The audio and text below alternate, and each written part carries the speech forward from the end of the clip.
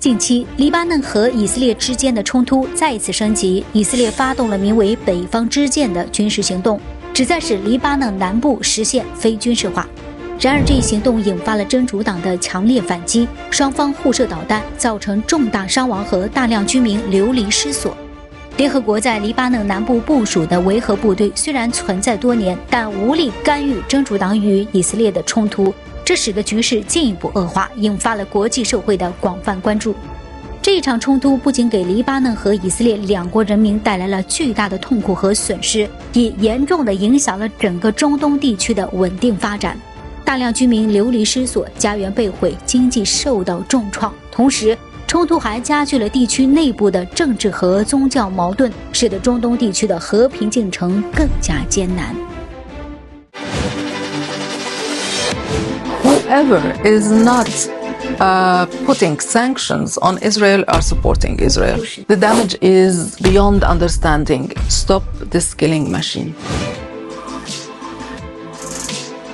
In this peace process, what is the Chinese role? China has a very important role. First, it's a global leader. There have been some polls, statistics in the Arab world, and China was ranked number one by Number one. people who would love to see China more engaged in the matters of the Middle East and in the world. And it has very excellent connections with the Middle East, trade, economy, culture, politics. So China has a moral standard also, and it is a very important member in the UN Security Council. It has a very important voice to be heard. And what has been said lately by the representative of China in the UN is very important because it is highlighting a bit the brutal aggressions being made in Lebanon, at the same time calling for sovereignty, territorial integrity of countries. And this what should be the backbone of all international relations. So what we see from China is this moral role that can play a very credible and trusted friend for the Middle East. But of course, we need everybody to come together. The better big countries reach to each other, the better they can do. So how do you view and how do you see the future direction between China and Lebanon relations? I am very hopeful with this direction. This relation is evolving, and how much trust has increased in our relation from both sides. In all cases, China has been our commercial partner number one for many, many, many years. We have succeeded also to start people-to-people relations. So we have many scholarships of students coming here, a lot of Chinese going to Lebanon, speaking Arabic. If it weren't for COVID, we would have launched lots of touristic activity between each other. We are counting a lot in China. We are thankful for it because it has been near us, helping us during difficult moments. I heard our Minister of Health, when he was receiving the batch of medical supplies sent by China 2 days ago, saying that in difficult moments, China was here next to us, and we are counting on its presence. How should the two countries continue to deeper cooperation, especially jointly address regional and international challenges? We are a small country, it's true. China is a very big country, is a huge country. But when it comes to how we look to the world, I think we have lots of commonalities.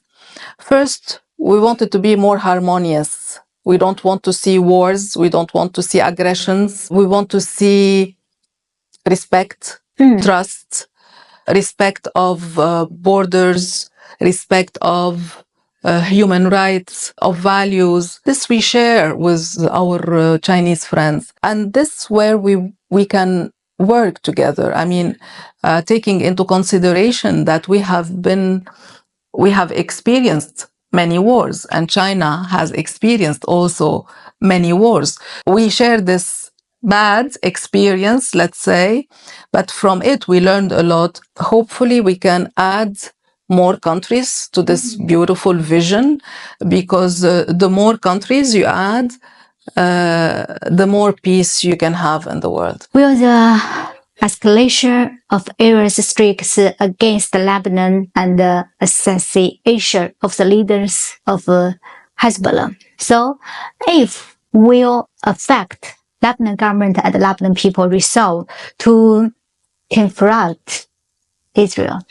When we talk about barbaric actions, how can a healthy mind accept the extrajudicial killing of a person, like what Israel did with the leader of Hezbollah, Hassan Nasrallah? This, by international law, is unacceptable, first. Second, Hassan Nasrallah is a Lebanese citizen, and every Lebanese citizen is valuable to us. Israel should bear the responsibility for that. Not only for that, but for many other things they did in my country. What is the real problem between Lebanon and Israel? It's the occupation of our land. So if international community cannot find a solution for this occupation, there would be other group who would like also to confront Israel to leave our land and to adopt a resistance as a mode to free our land. It's the idea of freedom of the land, freedom of occupation. If you don't end the occupation, resistance is a right of a country to resort to when you have an occupied land. Now, Lebanon government have specific plans to advance the peace process in the relations with Israel. Now, not only the Lebanese government, we have also many governments, friendly governments, among them China, asking now Israel to first adopt a ceasefire. Let's stop the shelling and the bombardment. When we stop ceasefire, we have to resort to diplomacy. You cannot only adopt a military solution to something that is very complicated. You cannot make disappear a problem only by dealing with the symptoms. You have to go to the root of the problem only by diplomatic channels and means. So now we are asking for a ceasefire, diplomatic solution, and we have to implement the resolution number 1701, which is voted in the year 2006, which stipulates the way how the problem between Lebanon and Israel should be tackled. So what we are asking, not only us, but many in the international community, is first to stop the war. We are not leaving our country. You see this cedar on the flag? It's a millennial cedar, and it is known for being there for millions of years. This is how we are in this land. We are not going to leave it. This is what the government is trying to do. And as I told you now, today we have the conference in Paris, 70 countries participating in this conference. So hopefully now we will see what will be the communique. We have the BRICS meeting in Kazan. The communique also is calling for a ceasefire, to resort to diplomatic solution, uphold international order, implement international resolutions. Everybody is calling for that. The only need we have is for somebody to stop Israel from this cycle of violence that is engulfing the Middle East. And now it's Lebanon, but probably it might be a wider regional war. And this is where really the world can be in real danger, because this war can become wider. So why Lebanon government didn't look for help from West countries? USA is very close friend also to Lebanon. We enjoy with the United States lots of friendly relations, and we have a huge Lebanese community living in the United States, and they have lots of influence in the decision making. But what we are seeking from the United States lately is a broker, a friend who comes and say, look, I want to be in the middle between two enemies, and I want to help you make peace between both of you. So this is what we are expecting more from the USA, not to take sides. Very different. But help this region to find its way to peace. I don't think a country like the United States would accept what's happening in the Middle East and not do anything. The United States is very important, but China also is very important. So this is like a wish. So do you think the third war has started? I hope not, but it's a very difficult question to answer, because if you see now, Europe, Russia has a problem with Ukraine. The United States are not in the middle of that, in the sense directly in the middle of that. And China is a bit away from those problems. So I don't think yet we have a third world war, but what we are seeing is that some regional wars are acquiring lots of a heavy toll on the stability of the world. This is what I see. Ukraine now, this war, it's causing lots of, let's say, headaches to Europe, because they think they have to help Ukraine to defend itself. When Israel is doing now what they are doing in Lebanon and in Gaza, we didn't see the international community coming together and putting some sanctions. What happened in Ukraine, between Russia and Ukraine, immediately after, we saw the international community coming together immediately and put sanctions. So yes, this what makes us see very clearly the double standards. Here you put sanctions and here you don't put sanctions. Some countries, for example, have asked to stop exporting arms to Israel, which is very good. But what we would have liked to see more is that the international community coming together and putting sanctions, because the kind of weapons being used in Lebanon and in Gaza are prohibited, internationally prohibited. You cannot use them between civilians. And the amount, the volume of bombs being used also is against all human understanding. Some countries are still exporting those weapons to Israel.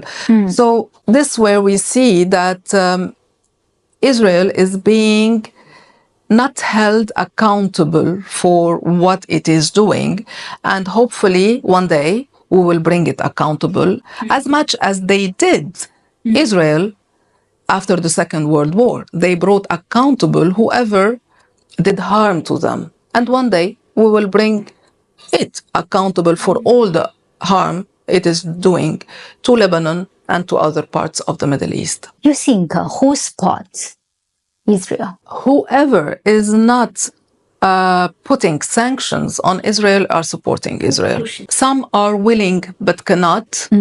It's a mixture of situation where we feel that the international community is paralyzed, they cannot do. So this is why some countries are doing this individually. I don't think that any country that believe in human values could support Israel in what it is doing. You just tell me China is wish. So can I understand China also is alike? Very much like in the Middle East. If you ask the young generation about China, they will tell you that it's a very trusted world power, because we see China now developing more excellent relations with the Arab world, bringing its soft power as much as bringing its technological know-how, industrial know-how, sharing some of the recipe of development, which is very successful. So we have lots of sharing to do with China. So this is why China is becoming more and more reliable in our world, in the Arab world, and is a very respected and trusted world power. Thank you, Ambassador. Thank you for your time. Thank you for your presence. Thank you for your interview. 中国就是光。